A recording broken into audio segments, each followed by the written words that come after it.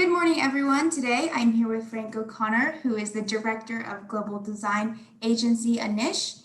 It was created to create value in design for sustainability and circularity. He has been an industry leader in circular economy for 30 plus years with specialized experience in government policy, business practice, education for eco design, and overall sustainable and circular economy development. It is an absolute pleasure to welcome here today. In addition to all of his expertise, he founded and led the award-winning Eco Design Center in 2006, and it's my absolute pleasure to welcome him. So without further ado, Frank, welcome. I'm really excited to talk to you about circularity and sustainability and get this conversation going. Thank you, Madison, and thanks very much for the invitation. I'm delighted to be here speaking to you today. Great.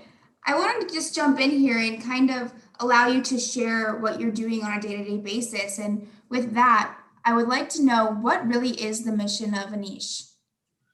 Yeah, so it's very much a system design perspective. Myself and my partner, Jude Cherry, we set it up a number of years ago. And it was very much based on our combined experience of looking at sustainability over the last 20, 30 years. Like I set out in the late 80s, calling for a circular economy in Ireland in my seminal thesis in 1989. So it was very much what we realized over time. There was a lot of interesting work happening in isolation, but someone needed to very much take a systems lens. So what we've done with Anois is very much setting strategy with organizations around the idea of bringing the value chain, supply chain, the brand, the product packaging, and the business model together. So very much helping organizations to see the bigger picture, how the different connections work.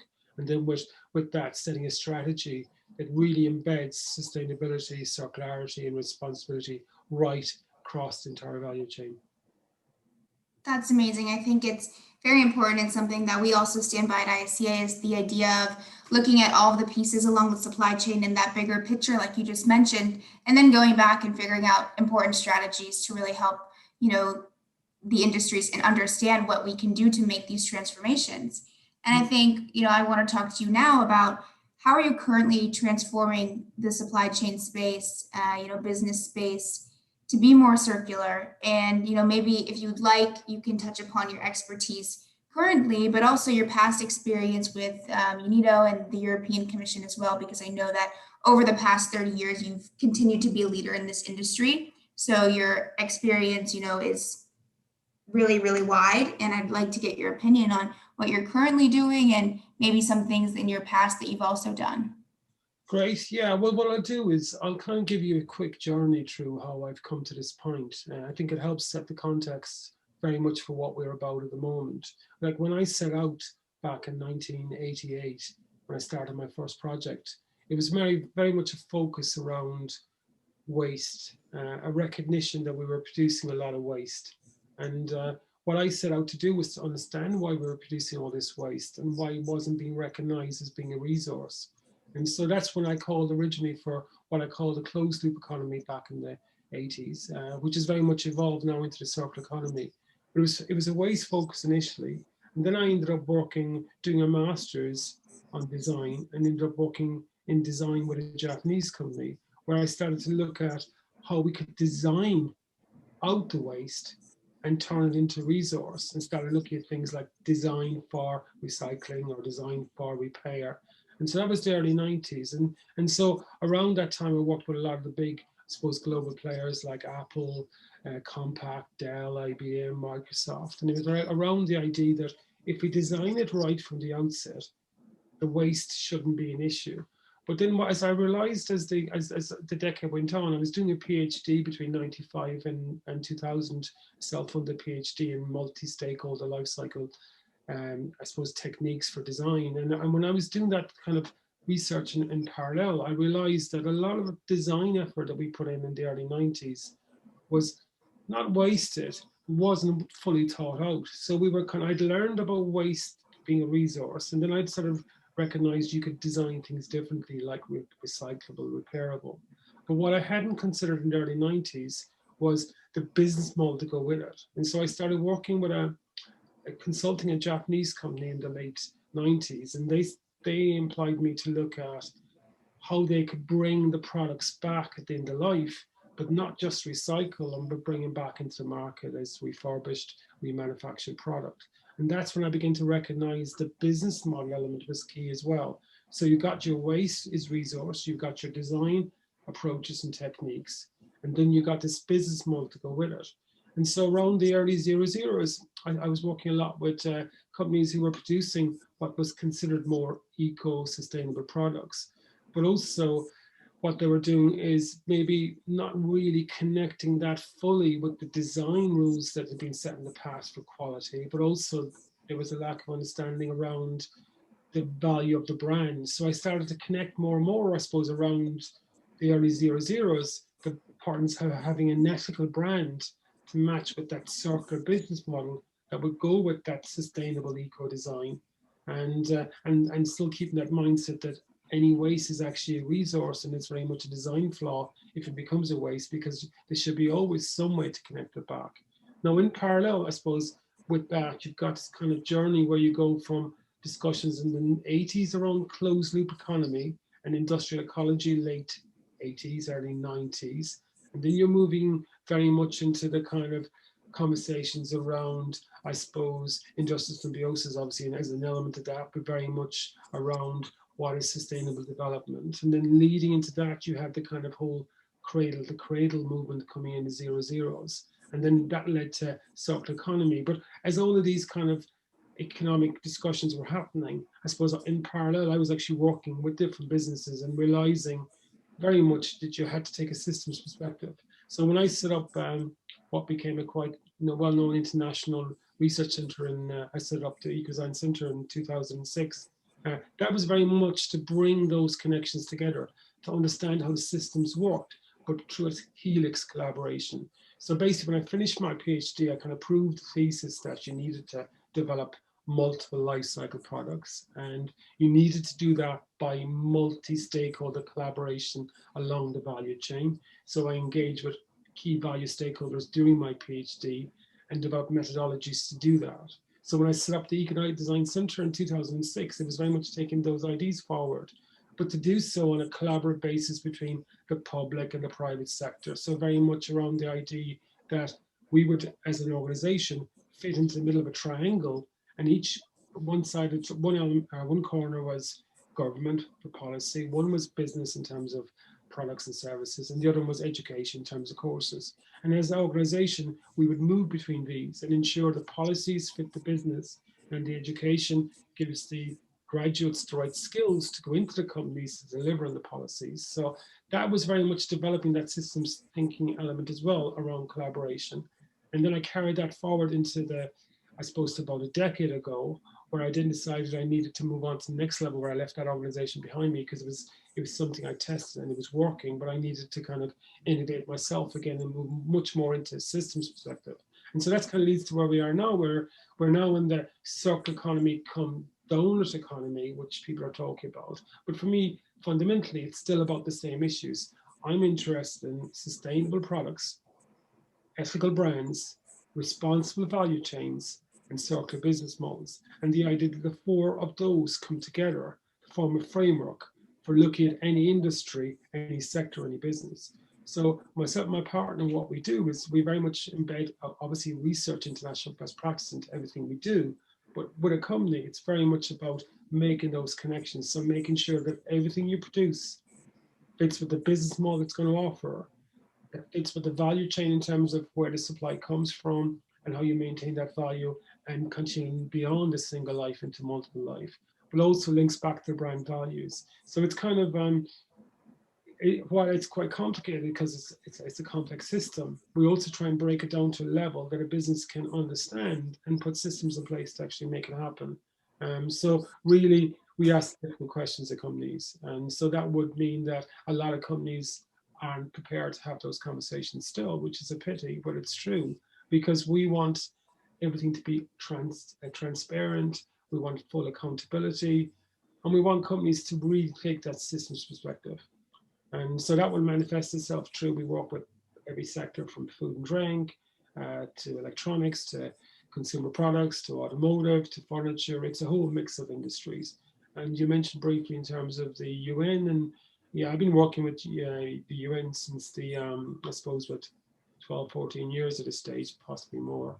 And that's been very much about taking the thinking that me and my various teams over the decades have been trying out and bringing that to developing and transition countries. So most of my work with the UN is very much working maybe in Asia, Africa, Eastern Europe, maybe working with Latin American countries. And it's very much working with predominantly policymakers in these countries, but also businesses as well, and some educational groups.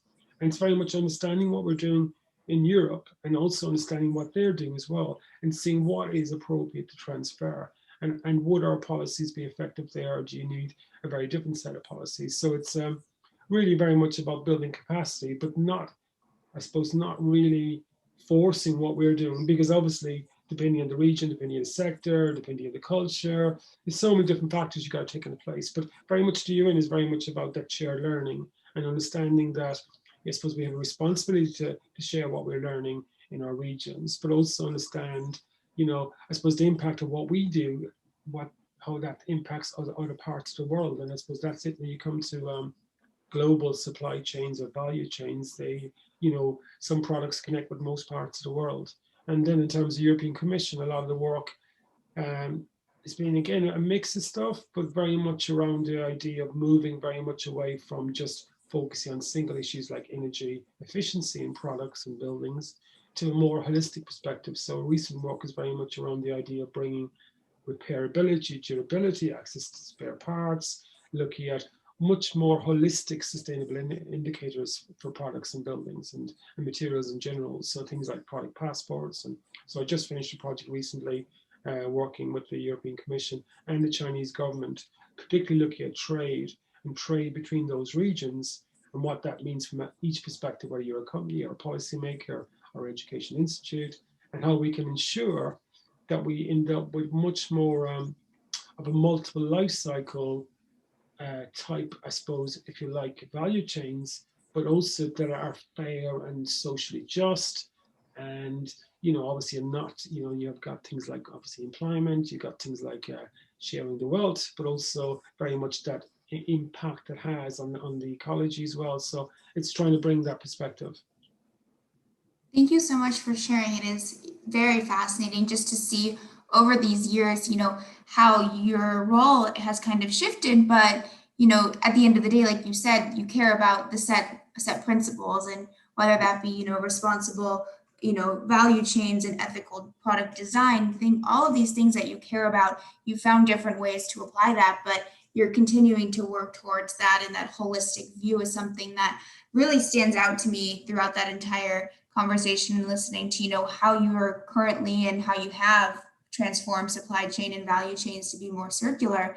And I think the idea of holistic is really important, as it is kind of a transition from just sustainability to circularity and accountability, transparency, really taking it to the next level. And I think that you are such an expert in this area, and this is something that I bring up with a lot of different people I talk to in the industry, and it's really interesting because I always get kind of a different perspective. And my question to you now is, after all of these different roles, but your common goals of working towards the things that are important in terms of circularity and responsibility, what is the difference between just a sustainable supply chain or value chain and a circular supply chain or value chain?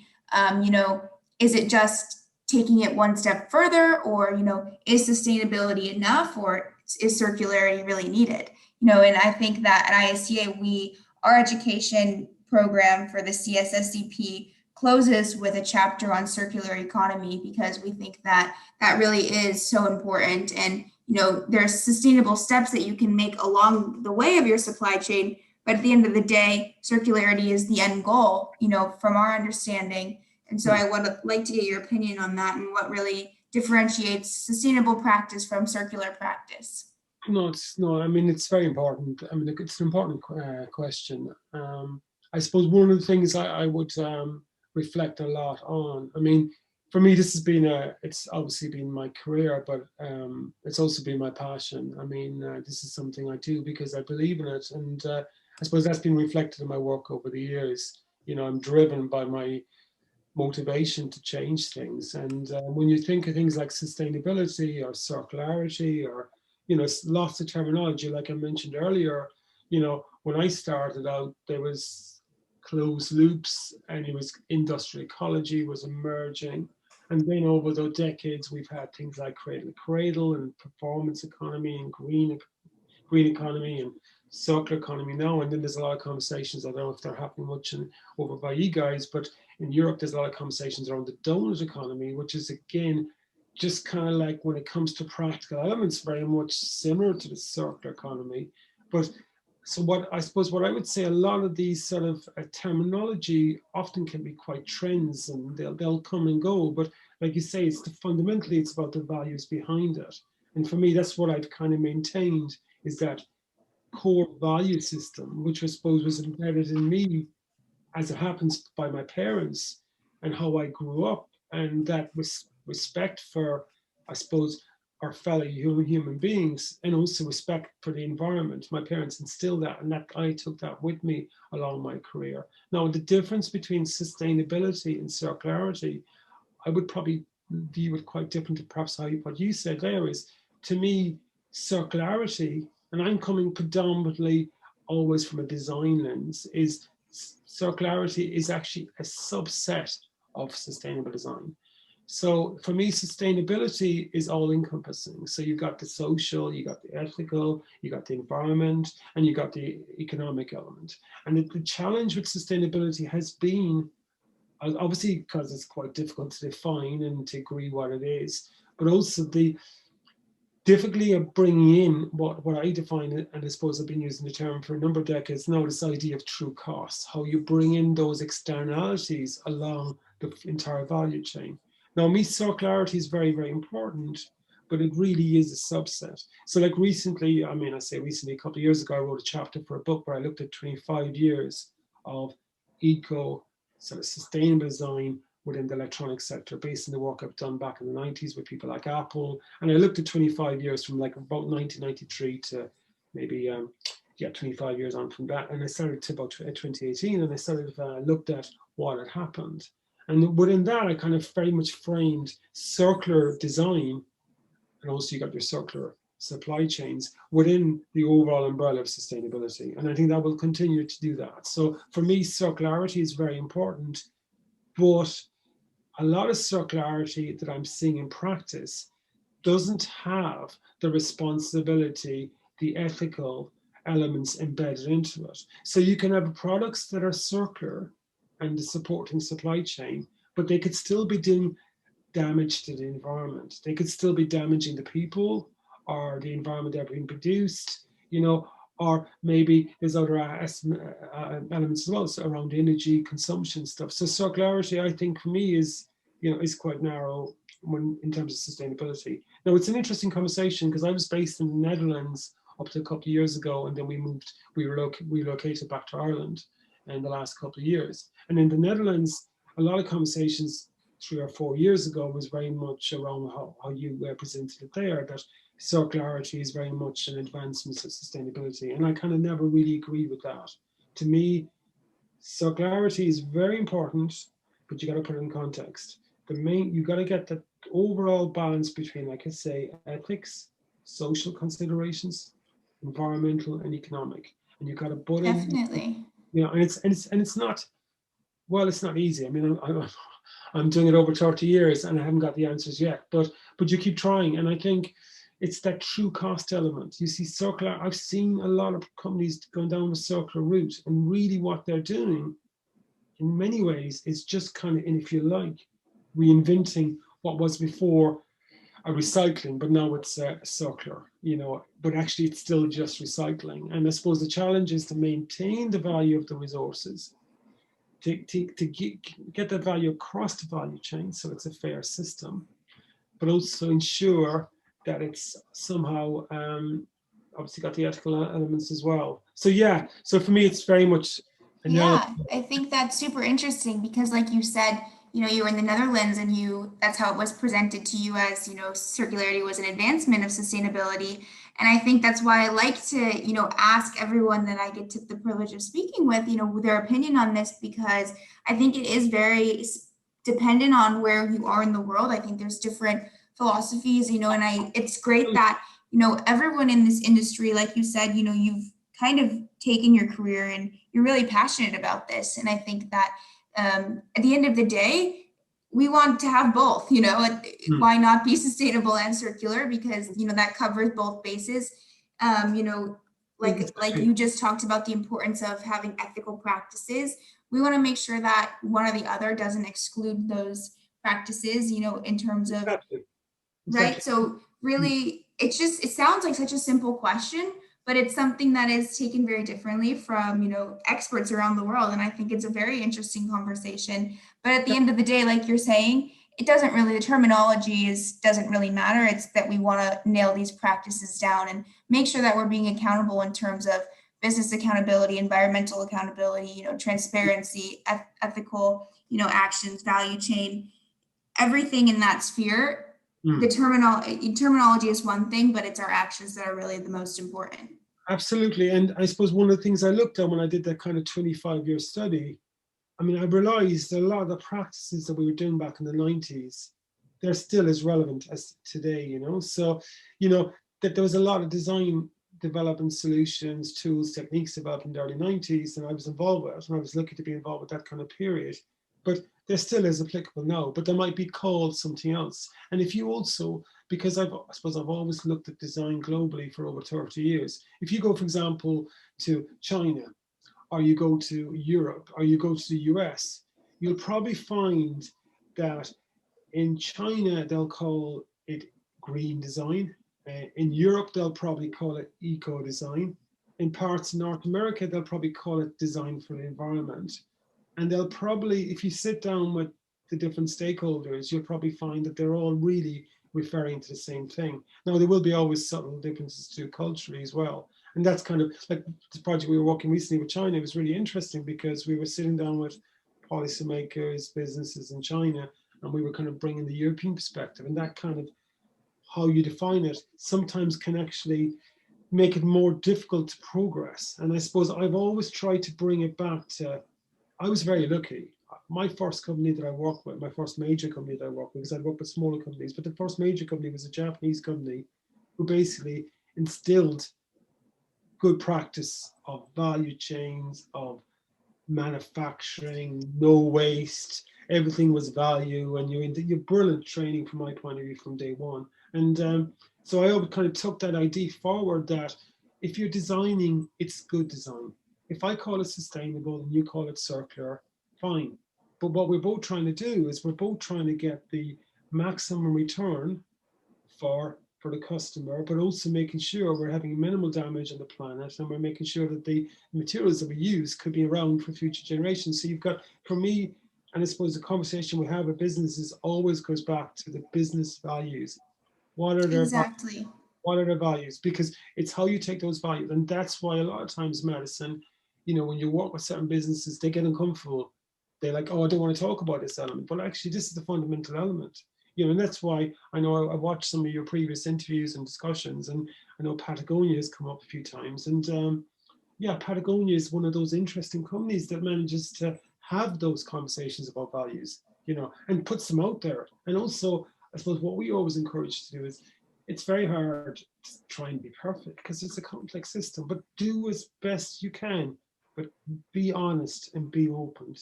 Tell your customers and your stakeholders, this is how far I've got. Yes, it's not ideal, but I'm trying to get to the next stage, and tell them how you're trying to get to the next stage. And I always think like companies like Patagonia, it's their honesty. It's what you buy into. You buy into the fact that they say what they do on the tin, and they'll do their best to make it the best product, and they'll provide the best service. And if they make a mistake, they'll put their hands out there and say, yes, we made a mistake. And I suppose that to Definitely. me is the key to it. And you know, I suppose you know, like that's challenging. And for a lot of companies, maybe there's a fear element, and I can understand why. You know, it's such a competitive global markets and stuff. But ultimately, we need more of those Patagonias telling it as it is, you know, to really begin to disrupt the global market, and it will take time. For sure, I hear you on that. And I think that, we talk about that terminology. It's at the end of the day, it's just a terminology and it's going to change with time and place. But Yeah. to communicate these practices and to really inspire these companies to make transformations, it is kind of the way in which we have to speak to them, to educate them using these terms. So as much as, people like you and me in the sustainability sphere are like, the term isn't really that important. It's the practice and it's the transparency behind the term. It is a way to communicate between the sustainability and the business sector. So Hmm. at the end of the day, we really need to, continue to work towards those type of things. And I think that, like you said, talking about giving the example of Patagonia, they're a great example of someone that continues to be transparent and accountable. And it's, very supportive of their hard work. And I guess I'm going to shift gears just a little bit here and move on to kind of the idea of what you think the most important sustainable practices are to minimize gaps in circular supply chain. And maybe you can touch upon the importance of collaboration and the creation of strategy with stakeholders. I know that's something you're definitely an expert in. You've talked about stakeholders and the idea of having a really designed strategy to kind of combat these, That's deficiencies. yeah, and that's I suppose something I suppose what I learned early on in my career by making mistakes. Like I said, the first flagship project I was involved in, which was a computer keyboard. Um, we designed it as a team to be recyclable and to disassemble it, to recycle it. And then some years later, I went to the recycling company and found that they weren't taking it apart, they were actually shredding it. And that was kind of a real lesson to me, was the reason they weren't taking it apart like we expected was there wasn't the value in it. For them, it was more value to shred it and turn it into fluff. And I suppose, that's kind of shows very much that need to have that conversation up front. And so my PhD was very much about how can you have those upfront conversations. If I design here in my studio in isolation, uh, it might be nice functional product, but really will it be appropriate for the value chain? And I think collaboration is ultimately key. And it's how you get, if you got a design in mindset for the customer, which has always been the obviously focus of design, but also it's got to be for transport distribution, it's got to be for maybe the service industry, packaging, for beyond the customer, maybe take back, reuse, remanufacturing. So it's kind of that wider, what I would call multiple stakeholder perspective, how you get their input around the table at the early stage of design, and then you link that to the business model. I mean, that's ultimately seems to be the big challenge still. I mean, I'm still talking to large global businesses who are now, I suppose, after conversation, go, oh, okay, like they'll come to us with a design problem, and they'll go away with a business model problem, Hmm. because we'll say, look, guys, the design is not the issue here; it's the business model, and the business model requires much broader conversations, and it requires you to know from the outset what's going to happen to your product beyond that 2 years of use.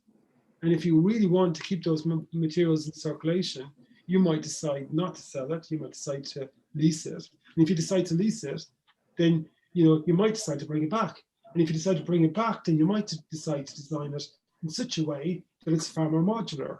And those modules can easily be service repaired or replaced. Maybe it's the aesthetic cover on the outside, whatever it is. But it's a different mindset of thinking, and that requires a far more extensive form of collaboration. So it's a collaboration that really, I think, pushes the boundaries for businesses in terms of trust and two-way dialogue. Because I suppose a lot of supply chain stuff has been very much forced on the lower tiers. You got to do this because we need you to do this. But really, this type of, I suppose, fully sustainable circular system requires a much more of a dialogue. And I suppose for us, we're still finding that is that people say, oh, we need a lot of new design solutions. Well, actually, a lot of the design tools and techniques and methods for disassembly, repair, etc., they're there with quite a while.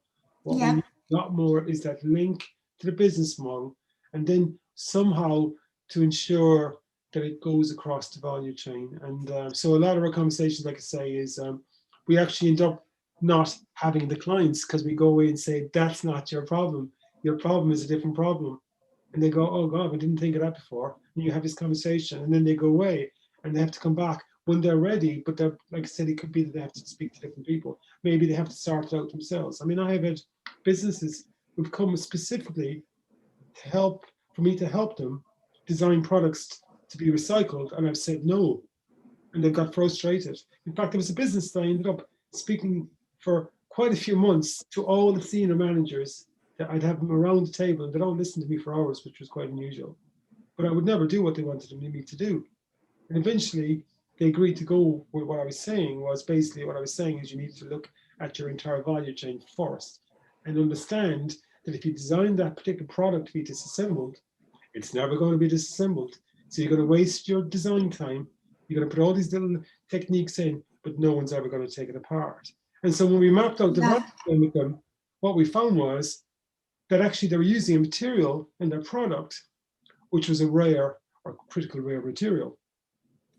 And they hadn't realized how rare it was. And they also hadn't realized that at the time, the Chinese government had bought up a lot of, our business had brought up a lot of the processing capacity for that material. So anyway, long story short, the problem that businesses sometimes think they have is not the problem. And that's where Jude and I suppose, come in a lot of ways and go, okay, bounce it over to us. And that's why we have this session now where we do like a 1 hour session with businesses, which is like just basically intense 1 hour. They throw all the problems at us and we kind of bounce ideas back to them. That works quite well. I mean, for us, sometimes it means that we probably won't get as many clients because we're actually pushing back stuff to them saying, look, you got to sort this stuff out first. We're not interested. Yeah, for sure. And I think you've definitely brought up so many different points just within that, and the idea that, strategy is like something earlier you talked about the word holistic, and something at ISCEA we also talk about is our sustainable supply chain course is developed in mind that the chapters build upon each other. It's important that you take a step back and look at the entire process, because sometimes, like you're saying, one person might think they have a certain issue, but it's actually derived from something way earlier on in the value chain, or a practice that they should also work on as well.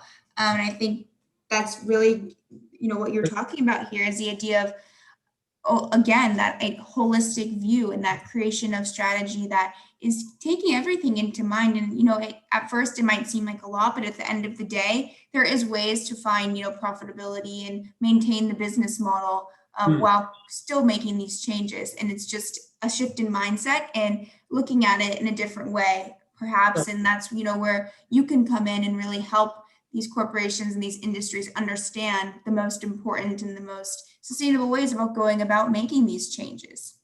Definitely. That's it, yeah. And that's it. And it's very much, I suppose, combined with like over 50 years. And that's what we do is like, say, you kind of, best way companies can use this a lot of times is like a sounding board, a critical board, someone to just bounce over to us and say, what do you think? And like you say, it's a lot of times, it's not what businesses expect, they're not, because I suppose, because we were, us as a business, we were set up with a very strong, we're both, I suppose, big into the ethical aspect of business. And so our business, that's our foundational values. So how we work with other people is we're not necessarily looking to generate work, we're looking to provide solutions for companies to make a difference. So it's quite a different approach. So we don't want clients to be dependent on us. We want clients to be independent, interdependent to a certain extent with us and other stakeholders, that they're constantly evolving and learning. But it's like what we want to do is build their capacity, but also, like I say, it's asking the right. I mean, a lot of this medicine really is asking the right questions, And and it's that idea of sharing the body of knowledge and collaborating in that sense as well. It's for you, giving helping industry understand solutions and creating strategy and design that they can then take and become independent and hopefully continue to use on a day-to-day basis in their value chain operations, their supply chain practices. Similar to us, we hope that they take the education from our courses and they go out there and really start to implement these changes. At the end of the day, that's what we both want in the sustainable sphere, is to actually help people understand it's for a while, it's like, why are we hiding, all of this knowledge? Let's get it out there and see what people can do. Because at the end of the day, I really think maybe I have a positive outlook on this, but I'm optimistic in the sense that, when people know better, they hopefully will start to do a little bit better. And it's always a step in the right direction. And, if we aren't out here trying to stress the importance of collaboration and creation of eco-design strategies and so forth, we really aren't doing our best. And I think that it's something that you've shown, at the end of the day, you're passionate about this and you want to make those changes, regardless of industry. And I think it's something that definitely shines throughout this conversation.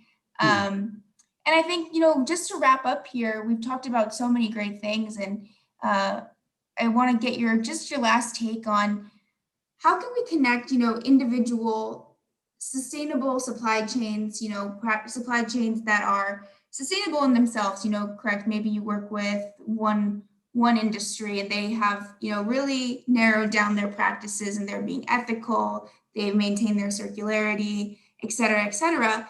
But how can we connect those individual independent supply chains to the overall idea of a circular economy or a sustainable economy? How important is that industries are intertwined, or should they remain, circular or independent with themselves? Well, I suppose, no, it's a good question, a complicated question, really. But it's interesting because over the years, what I've found, and I've done a lot of cross-sector type knowledge sharing and capacity building. And what I mean by that is I've developed a lot of programs for, I suppose, national, international programs to develop businesses. And around those, I've usually built in the idea that if you have different sectors talking to each other, you can learn a lot. So in the past, I would have got like maybe food and drink, chatting to furniture, chatting to solar technology maybe, or heavy manufacturing or whatever. And I found that you could get a lot by bringing different sectors together, because actually they wouldn't feel like they're in competition with each other, so they're automatically more open. But also, there's a lot of sharing of knowledge around how they manage their supply chain or their business model or whatever. So on that level, I think bringing these different sectors together makes a lot of sense, because what I found was we managed to bring a lot of knowledge sharing across different sectors. So in other words, even if a company was already pretty good, they can learn a lot from another company. Maybe it's something small, maybe it's something big. So that, I think, is very important. And then I suppose, it's hard to force companies to go to do anything, because in the day they're all really busy and stuff. But I suppose it is the kind of holy grail in many ways, is how you can kind of get them to keep engaging and making their supply chains better. I'm not really sure, other than because there's a lot of focus on maybe kind of carrot or stick. How do you get companies to change? Do you have to force them to change, or do you have to incentivize them? And I'm guessing from experience over the last 30 years, you probably need a bit of both. But the companies that are doing stuff good, you want those companies to share what they're doing. But Of course, learn from each other. Like, yeah, it goes back to that whole collaboration idea. Maybe there's two different corporations in different industries and they're producing different things, but the values and the principles behind their value chains and their supply chains, they're parallel in a sense that they're both ethically maintained and they're being, transparent about their practices. Those are things, shared knowledge, like you're definitely, talking about here. definitely.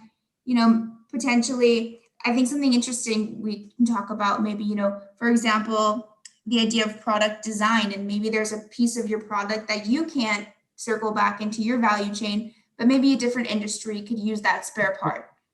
Absolutely, absolutely. I mean, we had some really interesting collaborations over the years. I mean, I suppose much more than expected, bringing these different companies together in different programs. And yeah, it's been amazing. Like you said, it could be something like a tangible component or material, but it might be just knowledge of how you deal with a supplier, how you educate suppliers in terms of sustainability. Absolutely. Those discussions have been extremely rich. Whereas I found when you bring 4 or 5 companies together from the same sector, they're a bit fearful, I guess, because maybe they see them as competition, but whereas Definitely, of in course. sectors, they open up their doors, they take them around the factory, around production, and they share so much stuff. And even the companies I've found over the years that I've done the programs with, they were maybe a bit skeptical initially, like, what are we going to listen to? What are we going to learn about from a DeSilva sector? But then they're like, oh, I'm so enthusiastic. And then when the program finishes, the companies end up maintaining the relationship because they're realizing that, you know, we're all in, looking in today, we're all in the same similar journey. We're all trying to do the right thing. I mean, most people out there, you know, are trying to do the right thing. Sometimes it's just we don't have the tools and knowledge or capacity to do it. And it's a lot of times we just fall down on that. We fall down on skills, Yep. capacity. But people have good intentions, and it's how you, I suppose the challenge over the years has always been how you make it as easy as possible to bring those connections together. And again, there's no holy grail, but you just have to keep trying stuff. But definitely, Madison, bringing different companies from different sectors together, I found it to be a very rich experience for everyone. For sure. And at the end of the day, you know, something you could agree on, we're all taking from the same planet. So, Yeah, you know, we only have one, we all originating from the same, you know, source of resources. And, you know, and yeah, if you're creating something from a finite resource stock, regardless of the industry, there's a need to work together to, you know, find a better solution. And, you know, I think it'd be very interesting to have a conversation later on just the surprising amount of partnerships like you talked about. I would love to hear more about that maybe at a later time on, you know, for example, what industries are, you know, taking spare parts from each other and how are these supply chains becoming intertwined? I think that'd be a very interesting topic for the future. definitely. And I suppose I've always had this idea. I suppose I'm an idealist. You know, I believe anything is possible. I've always believed that. So I think change is always possible. That's why I'm still as passionate now as I would have been 30 years ago, because I always believe we can change things. But I suppose around that, I've also had this idea that there's an abundance. So the more you can let go, the more it frees you up to bring in new knowledge. So my idea from the outset has always been about the more I learn about stuff, then the more I give it away. It's been my work with my clients and my friends and my networks. And it's the same I find on this kind of sustainability level. If you give out your ideas about what you're doing, and people are going, well, actually, people are going to be able to compete. No, that frees you up to innovate to the next level, you know, and that's the way my Of career has course. been about. It's really at the end of the day mindset. And you know, like Okay. I said before, being optimistic, you know, in a place that can seem overwhelming. It's a space that for a lot of industries is new to them, but it's people like you that continue to work hard over these past 30 plus years and you know make it easy for corporations to understand and really implement these changes. And That's I it. think you know, I thank you so much for being here with us today and sharing your optimism and your passion. It definitely goes without being said. I walk away from this conversation with the ideas that, you know, for you, traceability and ethical practices, as well as value chain responsibility, is also important. And it's really important that we continue to work towards these practices. And, you know, 30 plus years of expertise is phenomenal. And, you know, I really appreciate your time today and getting the opportunity to speak with you. And I could see us, you know, talking in the future again about these interesting partnerships and how you're continuing to transform this space. Great. Well, thanks a million. Look, it's a pleasure to chat to you, Madison, and look the best to look with everything. And yeah, look forward to chatting in the future, hopefully. Yeah, nice one. Yeah, great. Thank you so much. Thank you, Madison.